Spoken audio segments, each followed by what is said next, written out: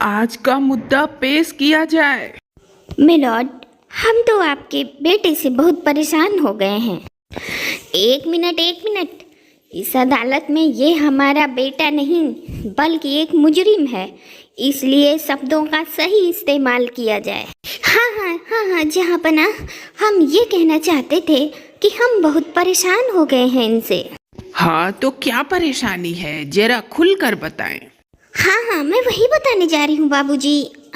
जहाँपना, कि ये जब भी खाना खाने बैठते हैं तो इतना खाना खाते हैं और खाते हैं तो इतनी आवाज़ करते हैं, चपड़ चपड़ चपड़।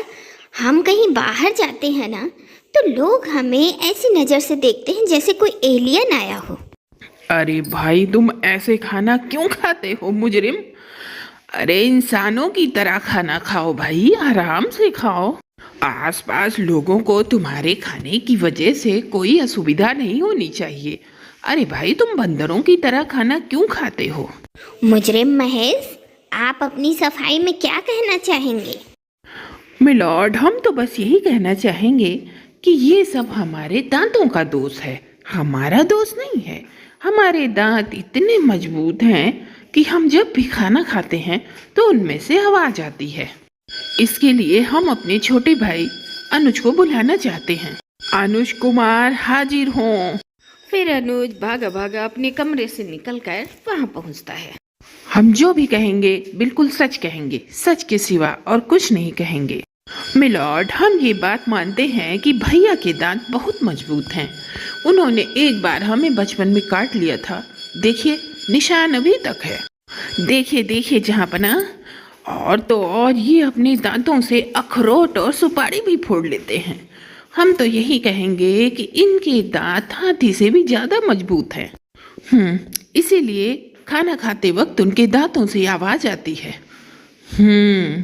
सही है। अब आप अपनी जगह पर जाकर बैठ जाइए अनुज। तो मिसेज कविता, आपको और कुछ कहना है इनके खिलाफ या आप किसी और दलील को पेश करना चाहती हैं? हम तो बस यही कहना चाहते हैं इनके खिलाफ कि आप हमें इंसाफ दिलाइए। एक आप ही हैं जो इनकी चपड़ चपड़ को बंद कर सकते हैं। हमें आपके न्याय पर पूरा भरोसा है जहाँपना।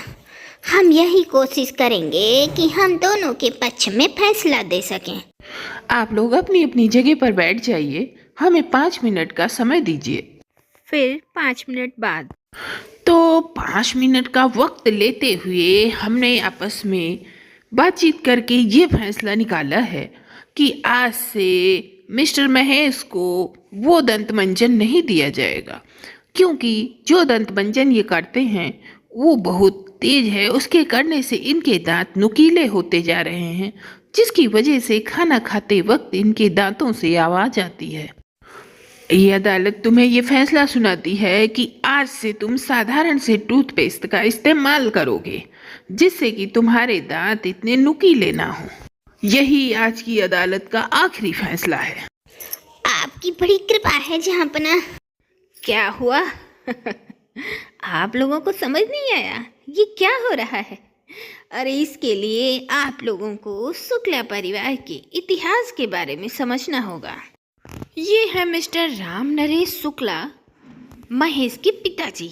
इन्होंने ही इस परंपरा की शुरुआत की थी। अब इनका कहना था कि परिवार में अगर कभी किसी से मनमुटाव हो रहा है या झगड़ा होने की नौबत आ गई तो आपस में कोई झगड़ा नहीं करेगा। हम घर में ही एक अदालत लगाएंगे जिसमें फैसला सुनाया जाएगा। इसलिए अब शुक्ला परिवार में घर में एक अदालत लगती है और इस ससुराल की अदालत में सब लोग अपनी अपनी शिकायत लेकर आते हैं। पता है आज क्या हुआ? अरे क्या हुआ? फिर किसी ने तुम्हें कुछ कह दिया क्या? अरे आपकी भाभी है ना, जब देखो मुझे परेशान करती रहती हैं। अरे अब क्या कर दिया उन्होंने? हम आपको यहाँ क्यों बताएं? ये मुद्दा तो हम अदालत में लेकर जाएंगे। अरे जब तुमको अदालत में ही ले जाना है तो हमें क्यों परेशान कर रही हो? अरे हम आपको कहाँ परेशान कर रहे हैं? क्या हम अपने दिल की बात भी तुमसे नहीं कह सकते? अरे तो कहो ना, मैं कब से पूछ रहा हूँ। अरे तो हम आपसे यहाँ नहीं कहना चाहते, हम तो बस ये बात अदालत में लेकर जाएंगे, वही कहेंगे। तो फिर तुम हमारे कान क्यों खाए जा रही हो भाई? बस यही तो है, आप ना हमारी बात कभी सुनते ही नहीं हैं। अरे तो सुनाओ ना, क्या बात है?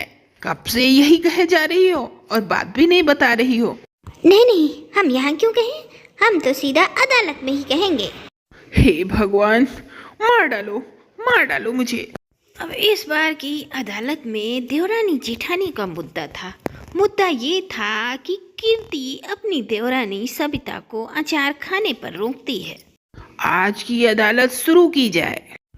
तो सविता, आज तुमने क्या इल्जाम लगाया है अपनी जेठानी कीर्ति पर? जापना, आज मैं रसोई में अचार खा रही थी तो जेठानी जी आकर कहती हैं, वाह वाह, बड़ी जल्दी खुशखबरी सुना दी। तो मैंने कहा नहीं नहीं, ऐसी कोई बात नहीं है। फिर भी कह रही हैं, छुपाओ मत, बधाई हो देवरानी जी। उसके बाद से मैं जब भी अचार खाती हूँ बस ये मुझे छेड़ती ही रहती है। अब इस बारे में मुजरिम कीर्ति का क्या कहना है? जापना, मैं तो बस यही कहना चाहूँगी कि इस बारे में गलती मेरी मम्मी की है। वाह भाई, अब इसमें तुम्हारी मम्मी की गलती कहाँ से आ गई? जापना, वो इस तरह, क्योंकि हमारे घर में जब भी कोई अचार खाता था तो वो कहती थी खुशखबरी है, खुशखबरी। जापना, बस वही आदत मुझे भी लग गई है, इसलिए इस इल्जाम में मेरी गलती नहीं, मेरी मम्मी की गलती है। तो क्या अब सजा तुम्हारी मम्मी को दें क्या? अरे ये मुकदमा थोड़ा पेचीदा सा है, अदालत को थोड़ा वक्त दिया जाए सोचने के लिए, जिससे वो सही सही फैसला ले सके। फिर आपस में राम, नरेश और सुमित्रा खूब बातचीत करते हैं। फिर थोड़ी देर बाद वो अपना फैसला सुनाते हैं। तो अदालत ने ये फैसला किया है कि कीर्ति की मम्मी की ये गलतफहमी दूर की जाएगी। बार बार अचार खाने का मतलब खुशखबरी ही नहीं होती। कभी कभी सब्जी भी अच्छी नहीं बनी होती तो अचार लेना पड़ता है, और जब सविता बहू को खुशखबरी होगी तो वो मिठाई खाएगी, ना कि खटाई खाएगी, जिससे सबको पता चल जाएगा। इसलिए आज से कीर्ति बहू को गलतफहमी नहीं होगी। Thank you my Lord, thank you. आपका फैसला सर आँखों पर जनापना। ससुराल की अदालत को अगले 1 हफ्ते के लिए मुलतवित किया जाता है। अरे राकेश, इस मुद्दे को तो अदालत में लेना ही होगा। बस बहुत हो गई इनकी मनमानी। हाँ भैया, हमें भी इनको सबक सिखाना ही होगा। ये बहुत अपनी मनमानी करते हैं। तो आप दोनों क्या सोचते हैं कि हम लोग आपको ऐसे ही छोड़ देंगे? हम लोग भी आपके खिलाफ पुख्ता सबूत इकट्ठा करेंगे, जिससे हमारा केस और भी मजबूत हो जाए। इस केस में हम अपना जी जान लगा देंगे और मर्दों के ऊपर हो रहे अत्याचार को बंद करा कर रहेंगे। हम आपके साथ हैं भैया। इस केस को जीतने के लिए हम भी अपनी पूरी अकल और ताकत लगा देंगे। अकल? अरे छोटे, ये अकल की बात कर रही हैं? अरे छोड़ो ना भैया, हमारा केस और भी मजबूत होने वाला है। हाँ हाँ, वो भी हम देख लेंगे आज की अदालत में हम। हाँ, तो आज का मुद्दा क्या है, पेश किया जाए आज की अदालत में। हाँ, तो दोनों पक्ष अपने अपने केस बारी बारी से हमारे सामने रखेंगे। तो पहले महेश और अनुज, तुम बताओ। अब क्या बताएं जहाँपना, ये समस्या तो वर्षों से चली आ रही है मर्दों के ऊपर। अब कल ही हमने इनसे कहा तैयार हो जाओ, हमें शादी में जाना है, तो इन्होंने कहा बस 2 मिनट में हो जाएंगे, और तैयार होने में इतना वक्त लगाया कि जब हम वहाँ शादी में पहुँचे तो विदाई हो रही थी। मैं लॉर्ड, आखिर कब तक ये मर्द तैयार होने में औरतों की ये 2 मिनट सुनते रहेंगे, बताइए। हाँ, बात तो बिल्कुल सही है आप दोनों की।